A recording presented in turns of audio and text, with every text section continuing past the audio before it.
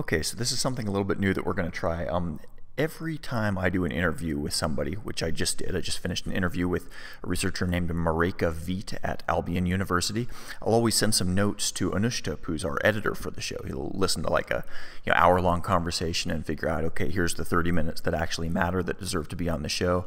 If we stray off course and we're talking about, the professor's dog or something like that, then there's no reason to have that in there.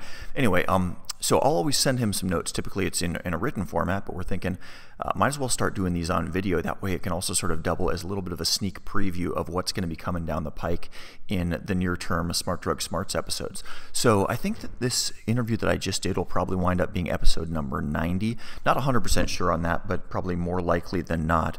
This one, it was probably a shorter conversation, probably about 25 or 30 minutes, and we can use it almost uncut.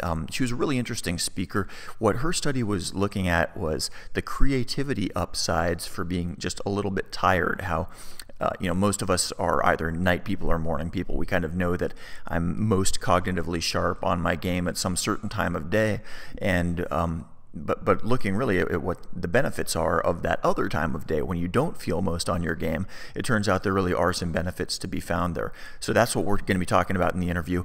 I don't know if you can even tell looking at me if I got bags under my eyes or whatever. I just did a 14-hour time difference plane flight this weekend, so I'm going to be jet lagged for the next couple of days and definitely probably not on my top cognitive game. So I was happy to hear that at least there's a little bit of silver lining for me there. But yeah, this should be an interesting interview. It's not really smart drugs related at all. There's nothing about nootropics here, but it is kind of an interesting cognitive hack, knowing maybe what time of day to aim different kinds of thinking.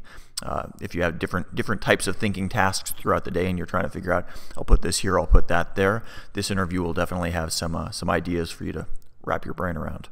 So enjoy.